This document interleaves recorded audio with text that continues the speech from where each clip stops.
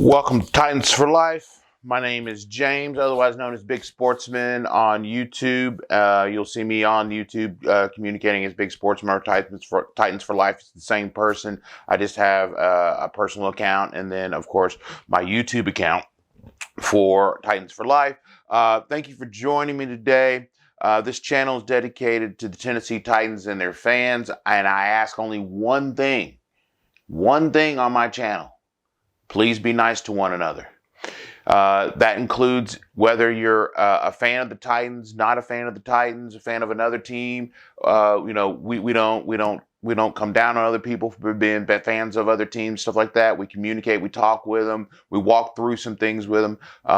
If you have any questions or comments, comment down below. I'll try to answer them as soon as I can get to them. But I also want to before we get into today's show, I want to thank Titans Rossi, Titan Upload Network, Titan Anderson 615 podcast. And really, Titans in Truth, and really all of these guys have been great. They've inspired me. They've gone on. So go out, like and subscribe to their channel, and like and subscribe to my channel. Please like and subscribe to my channel. I've been giving you I've been giving everybody some tidbits and some information that's not publicly available anywhere else. And then a few weeks later, other sources come through and other channels come through with the information. But you can watch me when I'm on when I'm on the Titan Upload Network or the 615 with Lee Hillis or any other show. I often will have information specifically about injuries and things like that you'll see on there. Everything that I've got is from solid sources, and they've all come out and they've all been reported a week, 2 weeks later. So if you want to know what's going on before everyone else, you'll tune in to our channels. You'll tune in and watch us because we have the scoop on all this stuff. Our sources are really good. Today, I really want to get into talking about a couple of key injuries that have happened over the last few months. We're going to be talking about Julio Jones re-injuring himself. We'll talk about AJ Brown, his return, Derrick Henry and his return, and we're going to get into all of that. But first, let's go into this loss that we just had. It was a bad loss. It really was. And the cause of that loss, I've went through the footage of the film. I've watched the footage of the film. I've gone back over and over and over again. And our defense played lights out. There's no ifs, ands, and buts. We fumbled the ball 4 times, and they get 1 touchdown, and all the rest are field goals. That's it. All the rest of them are field goals. So to me, that tells me our defense played lights out. Okay, they played well. They played really, really well. Didn't let them get touchdowns.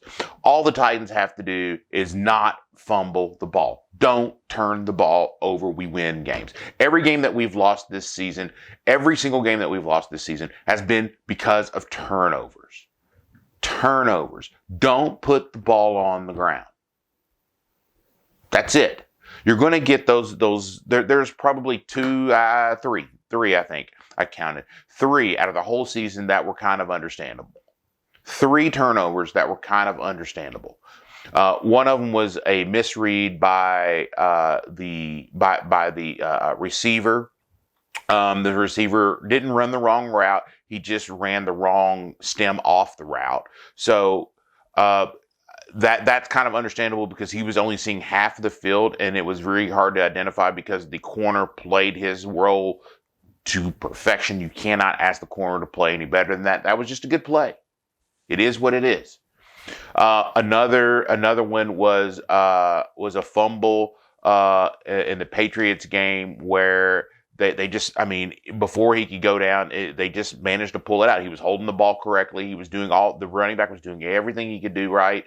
And it's just going to happen. And then the other one was the fumble on the receiver that kind of got bent back in an awkward way and then tried to turn out of it. And it kind of threw the ball up, and the ball just kind of went up in the air. That one's kind of understandable because of how he was hit and the way he had to turn to kind of not injure himself and not get injured, and he was trying to make a play, I would, as a coach, I would probably say, look, don't try to make the play. Go ahead and go down.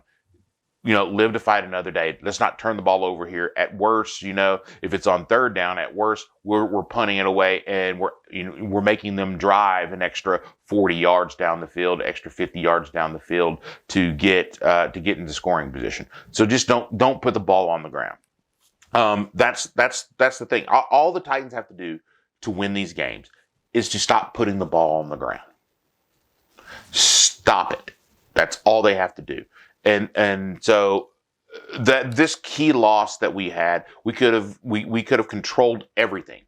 We could have been, one game would have been our magic number off of this. We would have been number one in the AFC, not the AFC South, number one in the AFC. And we just put the ball on the ground too many times. That's it. There's no ifs, ands, and buts about it. There's no special statistics and data that you need to look at. There's nothing. It's strictly, we fumbled the ball too much. We turned it over. Otherwise, we win. Period. If we get it, if you want to look at maybe a second reason is inefficiency in the red zone. We got in the red zone and we just kicked field goals. We had a touchdown and we kicked field goals. We can't continue to do that. We've got to put the ball in the end zone when we get inside of the 20. To be honest with you, I never consider the end zone the 20. I never consider the red zone the 20. I kind of consider it anywhere inside of the 25. The 25 and in. And the reason why is that you have routes that are specifically designed to run for 20 yards or pick up 10, 15, 20 yards. And you have that design. Anytime you're inside the 25, you should be scoring. You should be scoring touchdowns. Your efficiency rating should be high. Other people have it at the 20 because it's a simple, easy number to remember, I think. And they consider you in scoring position then. But me personally, I consider it the 25. But we've got to get better at. We got to get more efficient at. We haven't been efficient at in a very long time since Derrick Henry went out. We've got to get better within the 20 and 25 yard lines. When it comes to Julio Jones, okay, there's a lot of speculation out there. My sources are telling me that he injured the ball when he injured his hamstring again when he tried to make the tackle off of the fumble. That's when it tweaked it. It started hurting, and then as the plays progressed, it started tightening up a little bit more and more and more. He felt he could continue to play. My sources were saying that he felt that he could continue to play, that he would be all right, and the training staff kind of overruled it and said, no, we don't want you to do any more damage. We need to figure out what's going on here. Julio is a guy that is tough. He wants to play. He's got a desire to play. He's got a fire to play. He wanted to continue to play. But the coaches have to trust the medical staff. The medical staff said no. And sometimes you have to be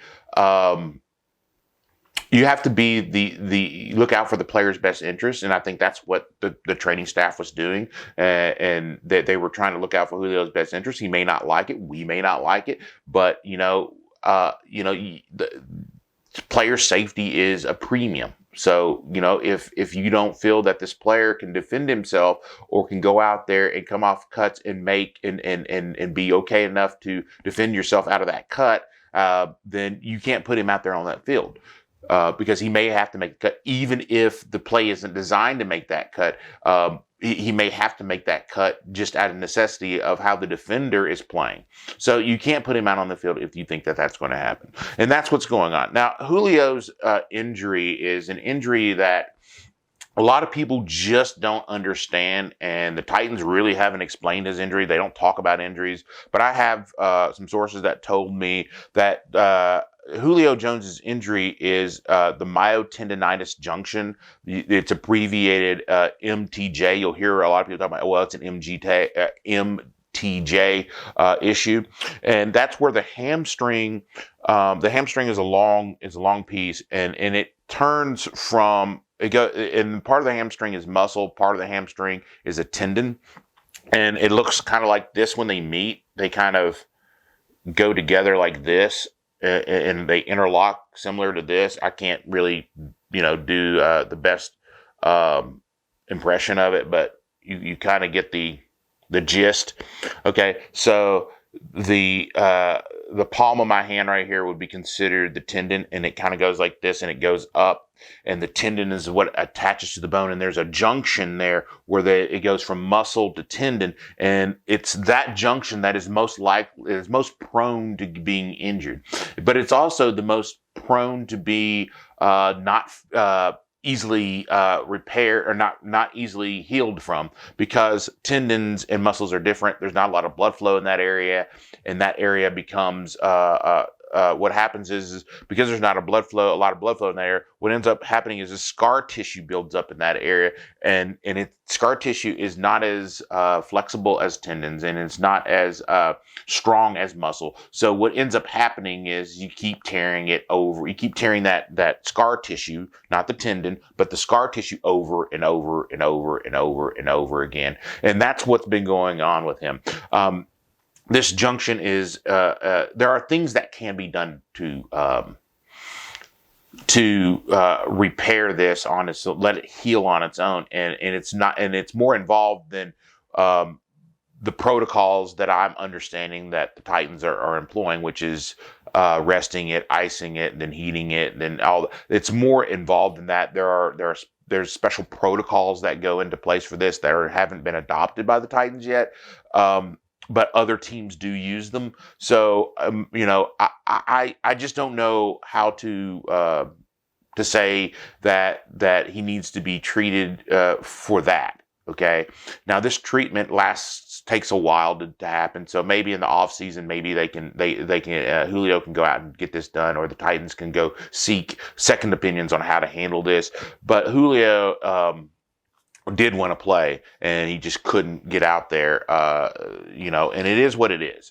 A.J. Brown, once again, A.J. Brown will be back for the 49ers game. I've said that a couple of times on my channel, and Titans Rossi and the 615 podcast.